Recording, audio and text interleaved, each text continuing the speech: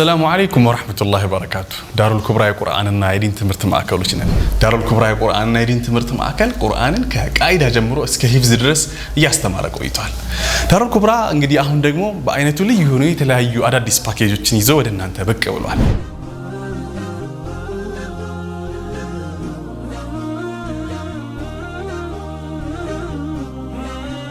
የኪታብ ወይ መሰረታዊ የዲን ትምህርቶችን መታገኙበትን ፓኬጅ አዘጋጅተናል። በፊቅህ በሐዲስ በሲራና በአቂዳ በሰርቲፊኬት ደረጃ መታገኙበትን እድል አመቻችቶላችኋል።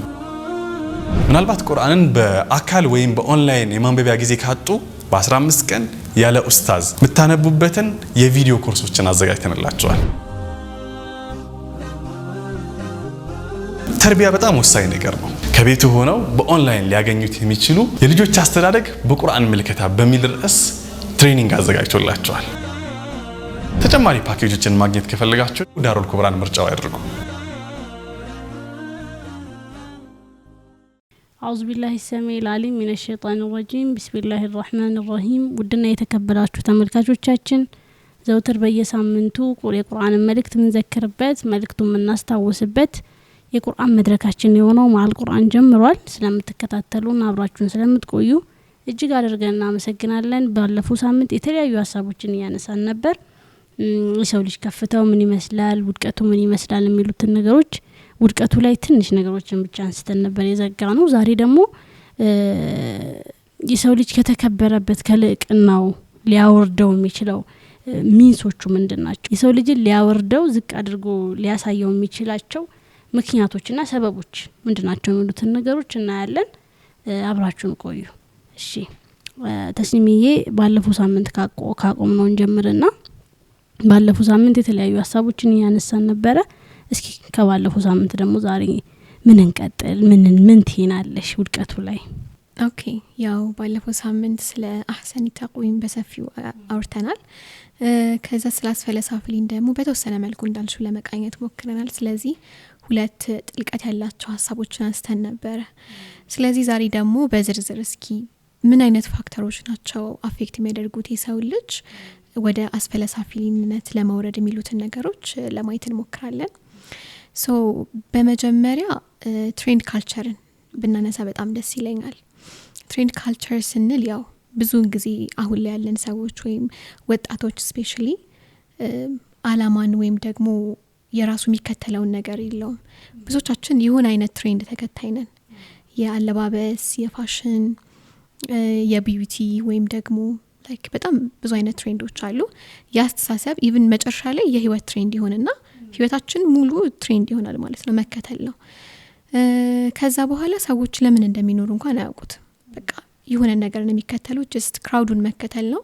ከዛ ደግሞ they never ask ለምንድን ነው መከተለው? ይሄ መከተለው ነገር የኔ ሴት ነው ወይ ምን ይጠቅመኛል ወይስ እያደረኩ ያለሁት ነገር ሰው ስላደረገው ነው ማደርገው የሚሉት ጥያቄዎች አብዛኞቻችን ጋር የለም። ሶ ትሬንድን በመከተል ውስጥ ደግሞ ራሳችንን እናጣለን። አንድ ሰው ደግሞ ራሱን ካጣ ምንም ቢከተል አግኝቶ አይኖርም። እኔ የራሴ እሴቴን ትቼ የሆነ ሰው ያመጣውን ነገር መከተል ከሆነ የራሴን አምሮ ትቼ በሌላ ሰው አምሮ እየታሰበልኝ የሆነን ግሩፕ መከተል ከሆነ ያኔ ከሰውነት ደረጃ በጣም ወርዳለሁኝ ማለት ነው። ስለዚህ ትሬንድን መከተል በጣም ሰፊ ርዕስ ቢሆንም በዚህ ያህል መልኩ ግን አጠራርገን ብናየውና በራሳችን ኢንተርፕሬቴሽን ብዙ ነገሮችን መውሰድ እንችላለን። በተለይ ከሶሻል ሚዲያ ጋር በተያያዘ በጣም ብዙ ሞደርናይዝ የሆኑ ነገሮች አሉና በዛ ሁሉ ትሬንድ ካልቸር ገብቶ የብዙዎቻችንን ህይወት አፌክት በማድረግ ወደ አስፈለሳፊሊነት ይወስደናል።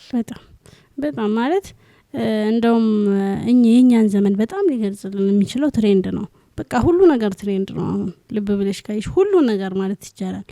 ማለት በፊት ሰው ምግብ የሚሰራው ለቤተሰቦቹ ነው፣ ማድረግ ስላለባት ወይ ማድረግ ስላለበት ምናምን የሚደረጉ ነገሮች ናቸው።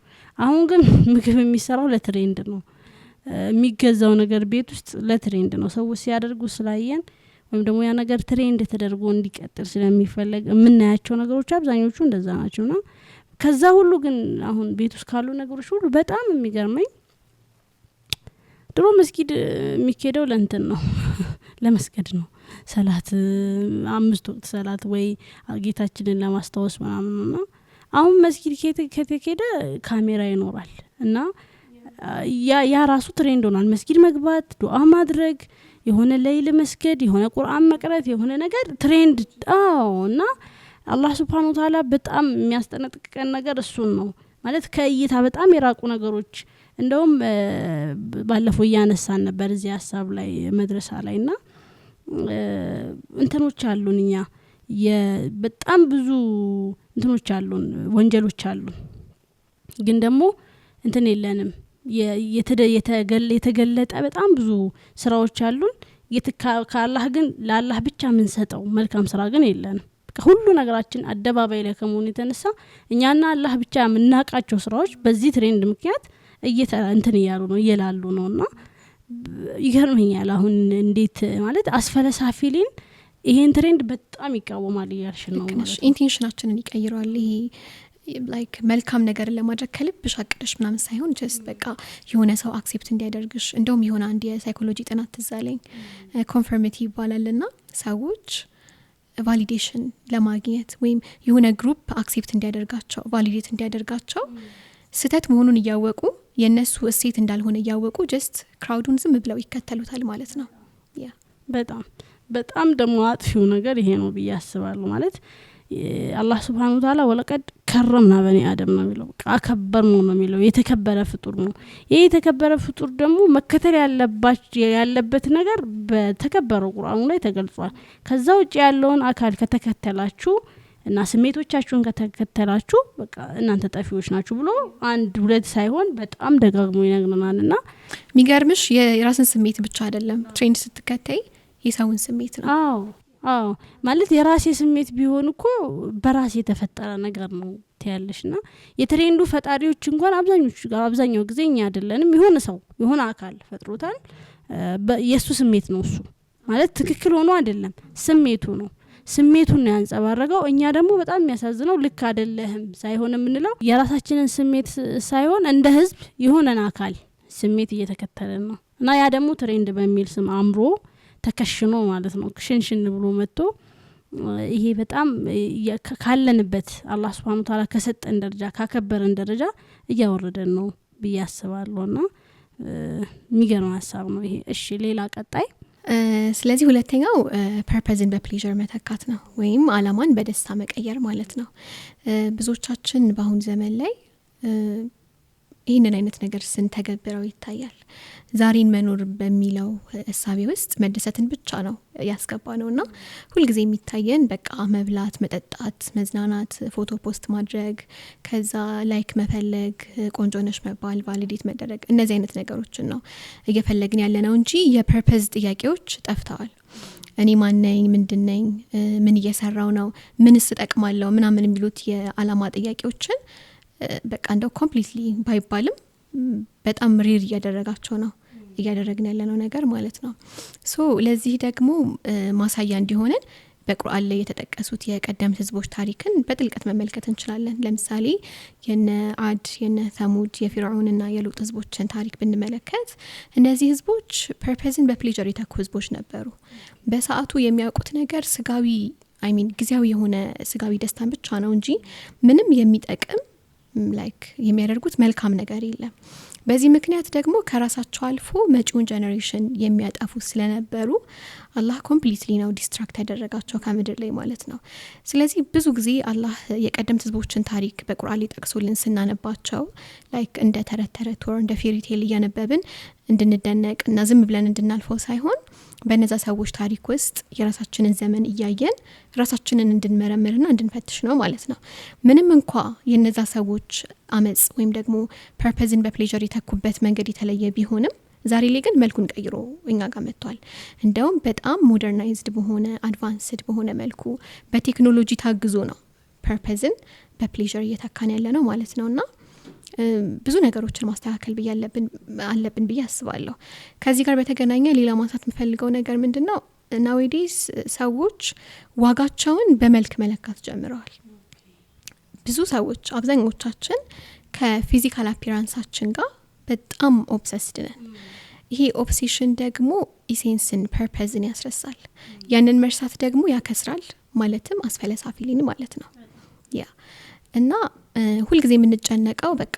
አውትፊቴ ምን ያህል አስደነቀ ስንት ሰው ቆንጆ ነሽ አለኝ ምናምን የሚባሉት ነገሮች ናቸው it's all about building image በቃ የውስጣዊ የውጫዊ ውበትን መገንባት ማለት ነው ሶ ውጫዊው ውስጥ ባዶ ሆኖ ውስጥ ባዶ ሆኖ እና ውስጥ ውጫዊውን ውበት ስንገነባ ውስጥ ደግሞ ይፈርሳል ይሄ መማር ማንበብ ማስተንተን ማሰብ ማወቅ የሚባሉት ነገሮች በጣም ሬር እየሆኑ ነው ምክንያቱም ውጭውን እየገነባን ውስጣችንን ግን እያፈረስን ማለት ነው እንደውም ከዚህ ጋር ተገናኝቶ ሴቶች ነን ሞር የቢዩቲ የሜካፕ ብራንዶች ላይ የፋሽን ብራንዶች ላይ በጣም ስሌቭ ሆነናል which is modern slavery ማለት ነው ዘመናዊ ባርነት የሆነ አካል ለኛ ሴት ያደረገልን የቁንጅና ስታንዳርድ አለ ራሳችንን ምንለካው በዛ ነው እዛ ስታንዳርድ ላይ ማንደርስ ከሆነ ያንን ፊት ማናደርግ ከሆነ በቃ ቆንጆ አይደለሁም ማለት ነው ካሁንኩ ደግሞ መሬት አይንካኝ ማለት ነው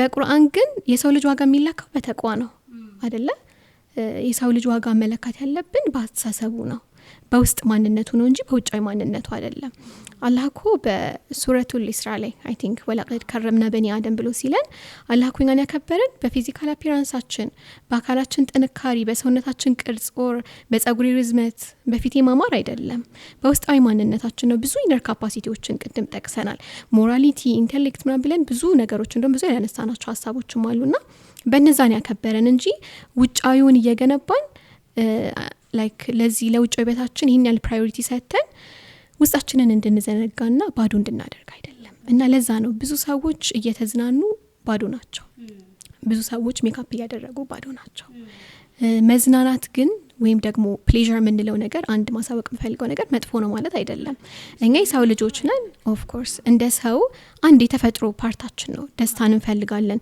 ጥሩ ምግብ መብላት እንፈልጋለን ጥሩ ልብስ መልበስ እንፈልጋለን ኢቭን ስኬቶቻችንን ሴሌብሬት ማድረግ ኢንጆይ የምናደርግበት ነገር እንፈልጋለን ፍቅር እንፈልጋለን የሰው ልጆች ግን ሊሚቱን ማለፍ የለበትም ነው መቼ ነው ይሄ ነገር ሊሚቱን አልፎ እኛን ሩል የሚያደርገን ከሆነ ፕራዮሪታይዝ ካደረግነው ከፐርፐዝ ካስበለጥነው ዝም ብለን እንደ እንስሳ መብላት መጠጣት ብቻ ከሆነ ያኔ ኢምፐልሲቭ እንሆናለን ይሄ የሰውነት ክብራችንን እንታውና በቃ ዝም ብሎ በፍላጎት ብቻ የሚመራ እንደ እንስሳ እንሆናለን ማለት ነው ሶ ያን ሊሚት መጠበቅ አለብን በሚለው ነው እንጂ በርግጥ ለሰው ልጆች ደስታ አስፈላጊ ከሆኑ ነገሮች መካከል አላህም ሱብሃነሁ ወተዓላ ወላ ልክ ቃሩን እኮ ከዛ ሁሉ ሀብቱ ጋር እንትን ሲሉት ወላ ተንሳ ነሲበከ من الدنيا ከዱንያ ነሲብህን አትርሳ አትዘንጋ ነው እስልምናም ቁርአኑም ምንም በሙሉ እንትን የሚደግፉት ነገር የሰው ልጅ ዱንያን መኖር አለበት ችግር የለበትም በዛ ላይ ግን እንዳልሽው ገደቦች ደግሞ ሊኖሩት ይገባል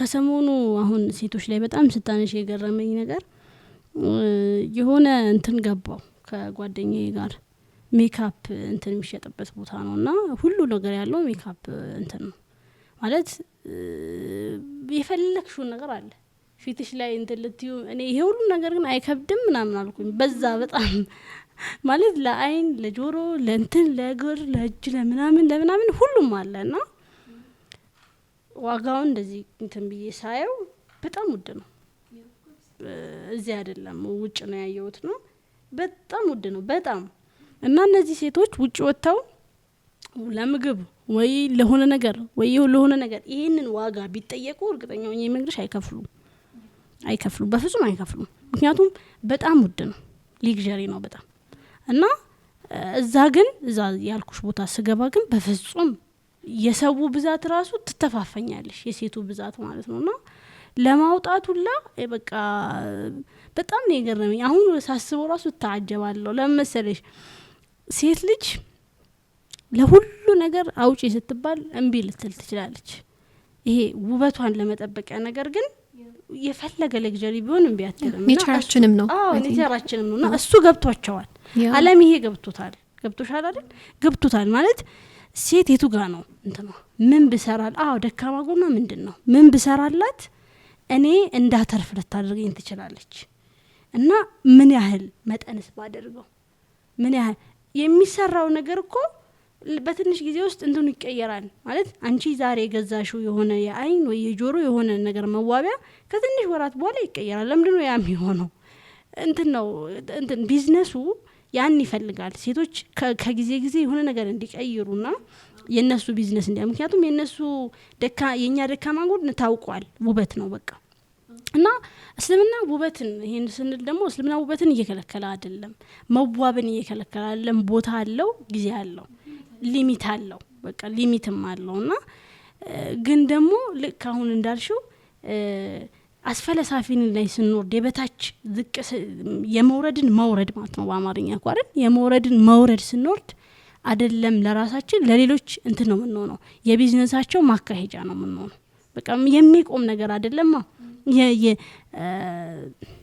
በቃ ባሪ አድርገውናል ማለት ነው ስለዛ ተገዢ ሆነ ተገዝተናል የምንይዛቸውን ስልኮች እኮ ካይሻቸው በጣም የሚገርም ነው በየጊዜው የሆነ ነገር አደገ ይባላል 17 16 ከ15 16 17 እያለ ራሱን ስልክ የሆነ ነገር ይጨምሩበትና ከዛ አንቺ እንትን እንድትደረገና እንትን ትያለሽ ማለት ነው ይሄ ምንም አዲስ ነገር ኖሩት እኮ አይደለም ለዛ ነገር እኛ ተገዢ የሆነን ነው ማለት ነው የቢዝነሳቸው ማካሄጃ የሆነን ነው ማለት ነው ይሄ ደግሞ ምንድነው ቁርአን ምን ብሎ ይገልጸዋል አስፈለሳፊ ነው መውረድ ብሎ ይገልጸዋል ማለት ነው በጣም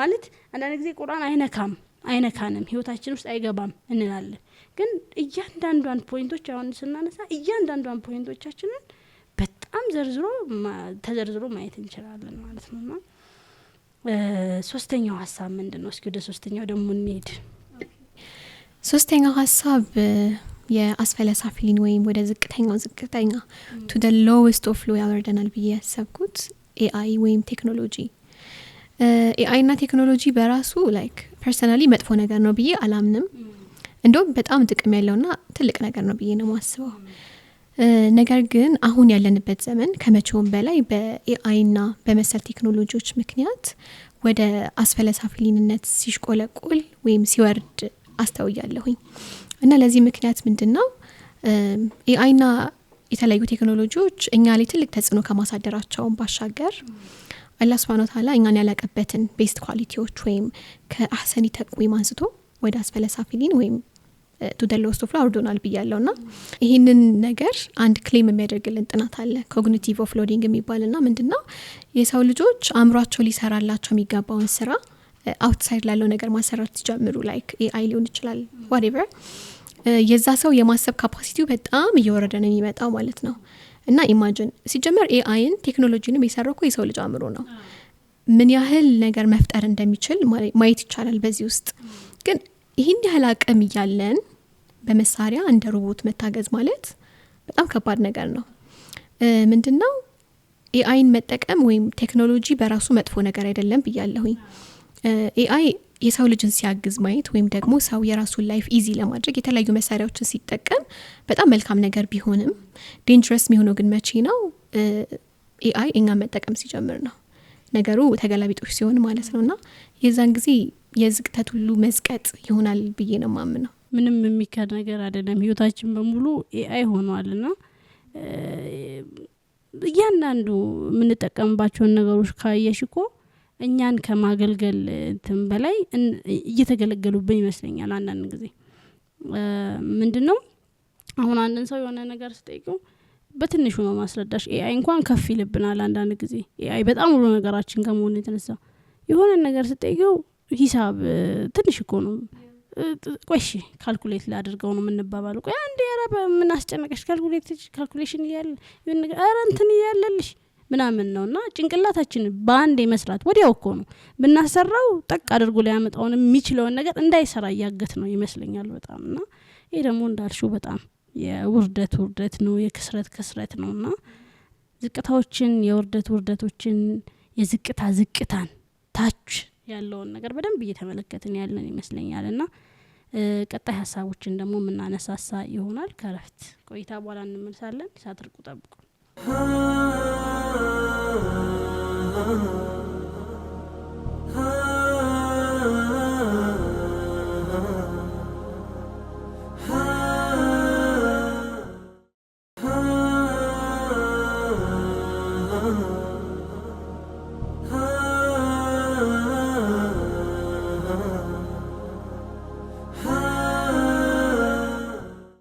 السلام عليكم ورحمة الله وبركاته. دار الكبرى قرآننا يدين تمرت معاكلوچنا.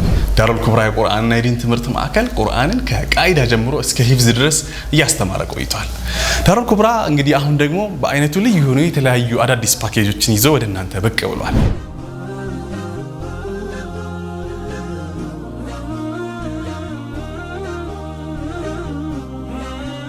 የኪታብ ወይም መሰረታዊ የዲን ትምህርቶችን መታገኙበትን ፓኬጅ አዘጋጅተናል። በፊቅህ በሐዲስ በሲራና በአቂዳ በሰርተፍኬት ደረጃ መታገኙበትን እድል አመቻችቶላችኋል። ምናልባት ቁርአንን በአካል ወይም በኦንላይን የማንበቢያ ጊዜ ካጡ በ15 ቀን ያለ ኡስታዝ መታነቡበትን የቪዲዮ ኮርሶችን አዘጋጅተንላችኋል። ተርቢያ በጣም ወሳኝ ነገር ነው። ከቤቱ ሆነው በኦንላይን ሊያገኙት የሚችሉ የልጆች አስተዳደግ በቁርአን ምልከታ በሚል ርዕስ ትሬኒንግ አዘጋጅቶላችኋል። ተጨማሪ ፓኬጆችን ማግኘት ከፈለጋችሁ ዳሩል ኩብራን ምርጫው ያድርጉ። ውድና የተከበራችሁ ተመልካቾቻችን ከረፍት ቆይታ በኋላ ተመልሰናል። ከረፍት በፊት የሰው ልጅ ውድቀቱ ክስረቱ ምን ይመስላል የሚለውን ነገሮች እያነሳሳን ነበር። እዚህ ላይ የሚጨምረው ሐሳብ አለ? አዎ በመጨረሻ በጣም መርሳት የሌለብን ትልቅ ሐሳብ አለ ብዬ አስባለሁና ምንድነው ስለ ሞራሊቲ እናወራ በድጋሚ። የሰው ልጅ ኢሊቬት ወይም አህሰኒ ተቅዊምነቱን ከሚያሳዩ ፓርቶች አንዱ ሞራሊቲ ነው ብለናል፣ ወይም ስነ ምግባሩ። በዛው ልክ ደግሞ ለወርደታችንም ከሚዳርጉን ፋክተሮች መካከል ትልቁና ዋነኛው ሞራሊቲ ነው እና የሰው ልጅ ፊጥራ አለው ብለናል። ናቹራል ሞራሊቲ ያለ ውስጣችንና በሱረቱ ሸምስ ላይ ፋልሃማሃ ፉጁራሃ ወተቅዋሃ ብሎ እንዳለው ኦሬዲ ኢንስፓየርድ ነን። ምንድነው ጥሩ ምንድነው መጥፎ የሚለውን ነገር ሰው በመሆናችን የምናውቀው ነገር ነው። ስለዚህ ትልቁ ውድቀት ማለት የገንዘብ ውድቀት አይደለም፣ የዝና ውድቀት አይደለም፣ ወይም ደግሞ የአካል መውደቅና ማርጀት አይደለም። ትልቁ ውድቀት ብሎ ማለት የስነ ምግባር ወይም የሞራሊቲ መውደቅ ነው።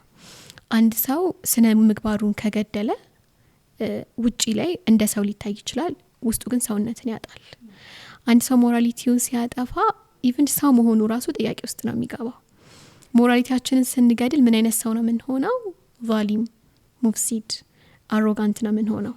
ለዚህም ትልቅ ማሳያ ቅድም ያነሳናቸውን የቀደምት ህዝቦች ታሪክ የናዓድና ሰሙድ ፊርዓውን የመሳሰሉትን ታሪክ መመልከት እንችላለንና እነዚህ ሰዎች ኮምፕሊትሊ ሞራሊቲያቸውን ያጠፉ ህዝቦች ነበሩ። ስለዚህ አላህ በስተመጨረሻ ምንድን ያደረጋቸው? ዲስትራክት አደረጋቸው፣ ከምድር ላይ ያጠፋቸው ማለት ነው። በዚህ ውስጥ በጣም ትልቅ ትምህርት መውሰድ አለብን ብዬ አምናለሁኝ። ምክንያቱም ታሪኮች ሲነገሩን በተገላቢጦሽ የኛንም ዘመን የሚያናገር ስለሆነ ቁርአን ምን ጊዜ መልኩን ቀይሮ በተለየ መልኩ ነው የሚመጣው። ስለዚህ ሌላ ማለት የምፈልገው ነገር ኢቭን ታሪክ ላይ ብዙ ጨካኝ ሰዎችን አይተን አንብበን ሊሆን ይችላል። ብዙ ሰዎችን ያሰቃዩ፣ የበደሉ፣ ሰዎችን የረገጡ፣ ላይክ መብታቸውን የነፈጉ ብዙ ታሪኮችን አይተናልና እንድቀደም እንዳልኩሽ ዛሬ ላይ መልኩን ቀይሮ በተለያየ መልኩ ሲካሄድ ይታያል። ለምሳሌ የሰው ልጅ በገንዘብ መግዛት፣ በሰው ልጅ ስሜት መጫወት፣ ማኒፑሌት ማድረግ፣ ሰዎችን ኮንትሮል ዶሚኔት ለማድረግ መሞከር፣ ይሄ ሁሉ ሞደርን ስሌቨሪን ለማካሄድ ሞራሊቲን ገድሎ በቃ የሰው ልጅ ሰውን ዲሁማናይዝ የሚያደርግበት መንገድ ነው ማለት ነው። ሌላው እዚህ ጋር እንደ ትልቅ ምሳሌ ዘረኝነትን መውሰድ እንችላለን። ዘረኝነት ማለት የራስን ግሩፕ ወይም አንድ የራስሽን አባል የሆኑ ሰዎችን ብቻ ነጥለሽ በማውጣት ኦቨር ዲ አዘር ግሩፕ ሱፒሪየር አድርገሽ ራስሽን ሌላውን ግሩፕ ዲሁማናይዝ ማድረግ ማለት ነው። ሌላው ሰው መስሎ አይታይሽም፣ እንደ ዕቃ ከሰው በታች ነው መመልከት ማለት ነውና ይሄ ትልቅ የሞራል መውደቅ ነው ብዬ አስባለሁኝ። ሰዎች ብዙ ጊዜ ለምንድን ነው ሰውን የሚበድሉት? ለምን ሰውን ያንቋሽሻሉ? ላይክ ለምን የሰውን ሀቅ ይበላሉ? ደካማውን ለምን ይጨቁናሉ? ምክንያቱም ልባቸው ስለደነዘዘ ነው። አንድ ስህተት ስንሰራ ውስጣችን ያውቃል አይደል? ሞራሊቲ አለን። ከዛ ልባችን ካወቀ በኋላ ግን ሄደን ያንን ነገር ከደገም ነው በመደጋገም ብዛት ያንን ስራ ውስጣችን ይለምደዋል። ከዛ እናጸድቀዋለን። ከዛ ሲከፋ ደግሞ በዛ መጥፎ ስራ መኩራት እንጀምራለን ማለት ነው። ያኔ ልብ ይደነዝዛል። ይሄ ደግሞ ትልቅ ውድቀት ነው። ስለዚህ እንደነዚህ አይነት ሞራሊቲን የመግደል ስራዎች ሲስፋፉ ደግሞ ወይም እንደዚህ አይነት ክሩሊቲዎች ሲበዙ ወደ ምን ይሄዳል? ሶሳይቲው ላይ ኖርማላይዝ ይደረጋል። ያ ማለት በቃ ድሮ የሆነ ሰው ሲበደል ወይ በቃ መጥፎ ነገር የሆነ ሰው ላይ ሲደረግ በጣም ሪአክት እናደርግ ከነበረ ከጊዜ በኋላ ግን በጣም ኖርማል ይሆንና በቃ ምንም ሙላ ሪአክት አናደርግም ማለት ነው። እንደውም በድሮ ጊዜ ሰዎች የሆነ ሰው ሲበደል ያለቅሱ ነበር። ከዛ ሰው ጎን ለመቆም ይጥሩ ነበር። ዛሬ ላይ ግን ግፍ ሲሰራ ሰው ስልኩን አውጥቶ ይቀርጻል። ይሄ በጣም ኖርማላይዝ ስለተደረገ ነው። ከኖርማላይዜሽን ሲያልፍ ደግሞ ኢንጆይመንት ይሆናል።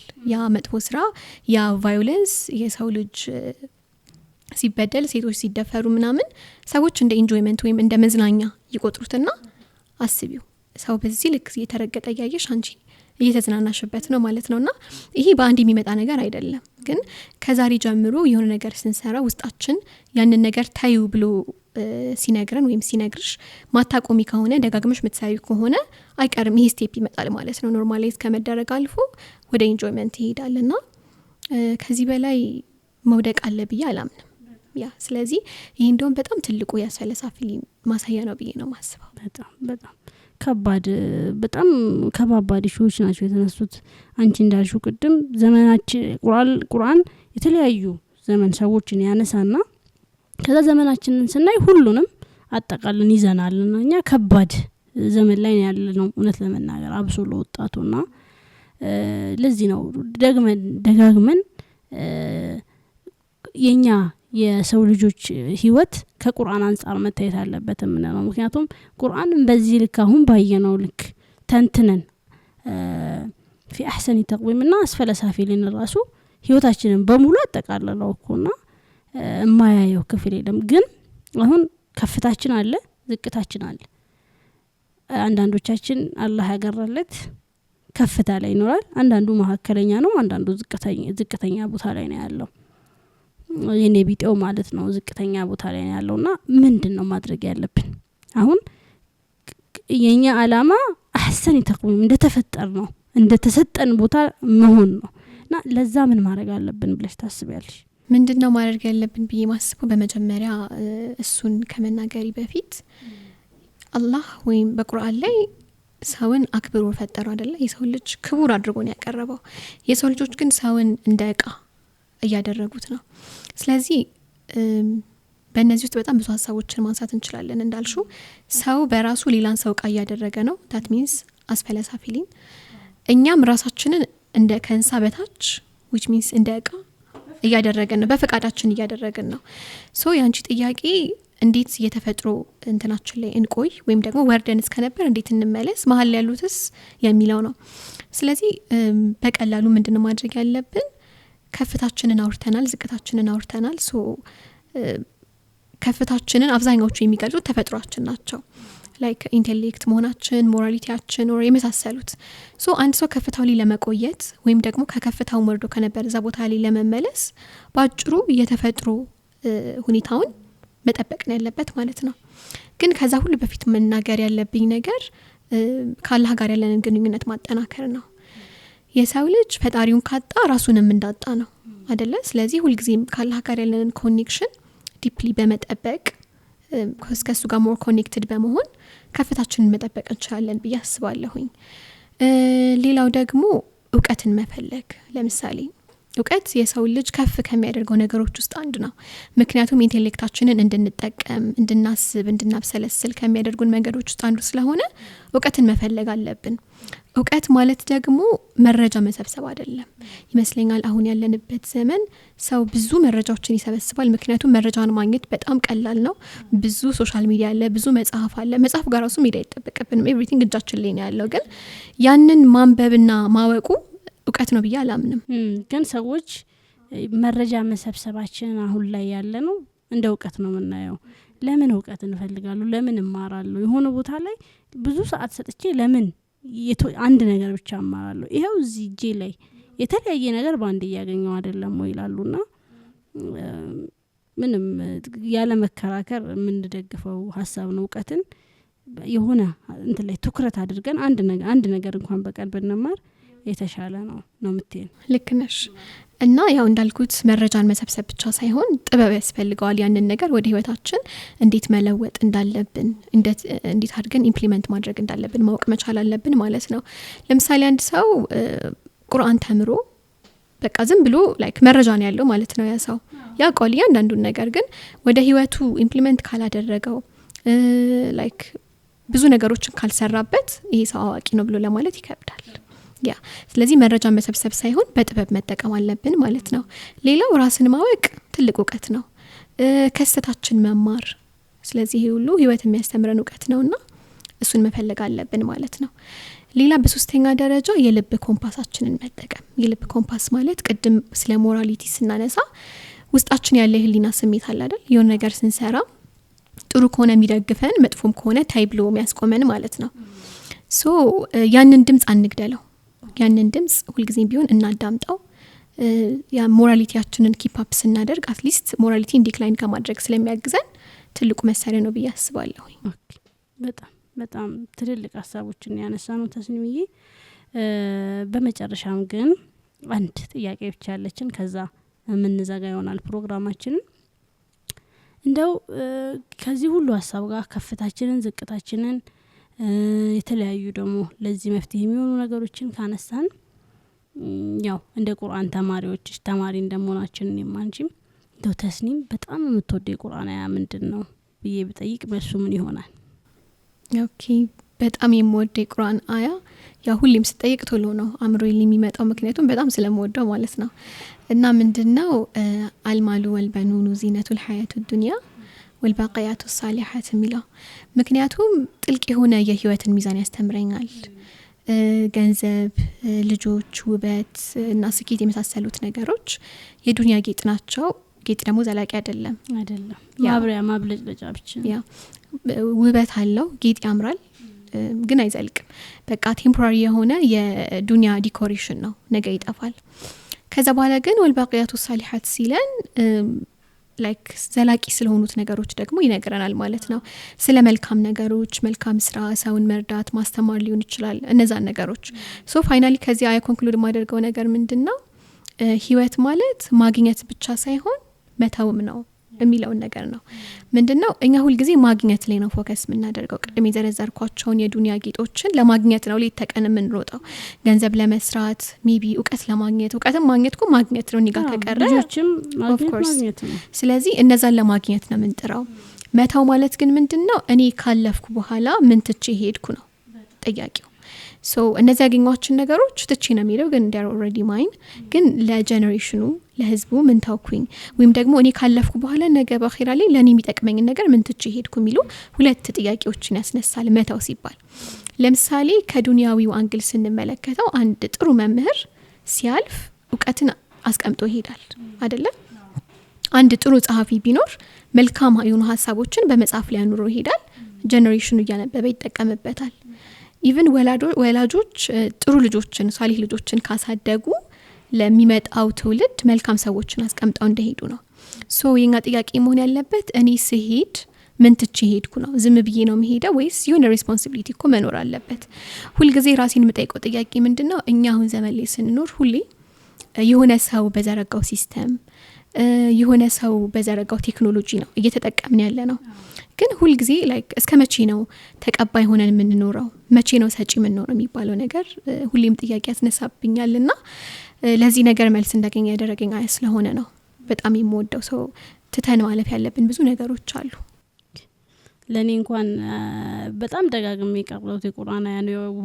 ሱረቱል ካህፍ ላይ ያለ የቁርአን አያ እንደመሆኑ መጠን ጁማ ሁሌ እንቀራዋለንና በዚህ መንገድ ግን አይቼው አላውቅም። እውነት ለመናገር ህይወት ማለት ማግኘት ብቻ ሳይሆን መተውም ነው ብለሽኛልና እንደ ህይወት ስንቅ ካሁን በኋላ የሚይዘው ይሆናል ኢንሻአላህ። እስካሁን በነበረን የቆይታ በጣም ጥሩ ቆይታ እንደሆነ አስባለሁ። ትልልቅ ሀሳቦችን አንስተናል። የሰው ልጅ ከፍታው ዝቅታው ምናምን የሚሉ ሀሳቦችን አንስተናል። ከዛ አሁን ደግሞ ያነሳነው ሀሳብ አለ ወልባቂያቱ ሷሊሐት ብለሽናልና እንግዲህ ምን እላለሁ በጣም አመሰግናለሁ እዚህ ድረስ ስለመጣሽ። አስቸግርሻለሁ አውቃለሁ። ብዙ የህይወት ጫናዎች አሉ፣ ትምህርቶች አሉ ይገባኛል። ከዛም ጋር ግን አክብረሽኝ ስለመጣሽ እጅግ አድርጌ አመሰግናለሁ ተስሚምዬ። እኔ ማክብሬ ስለጠራሽኝ በጣም አመሰግናለሁ። ውድና የተከበራችሁ ተመልካቾቻችን እስከዛሬ በተለያዩ ክፍሎች ስናቀርብላችሁ የነበረው ቆይታችን ይህንን ይመስል ነበረ። እንደዚህ ፍክት ተመረብዬ እንድቀርብ ያደረገችኝ ዱሃ ኮሌክሽን ናት። ጀሞ ስታር ሲቲ ሞል ላይ ታገኙታላችሁ። በ090408 3262 ላይ እየደወላችሁ እንደዚህ የሚያማምሩ ኺማሮችን የተለያዩ ቀሚሶችን ማግኘት ትችላላችሁ። ስለተከታተላችሁን አብራችሁን ስለቆያችሁ ደግሞ እጅግ አድርገን እናመሰግናለን። እስከ ሳምንት መልካም ሳምንትን ተመኘው። ወሰላሙ አለይኩም ወራህመቱላሂ ወበረካቱ።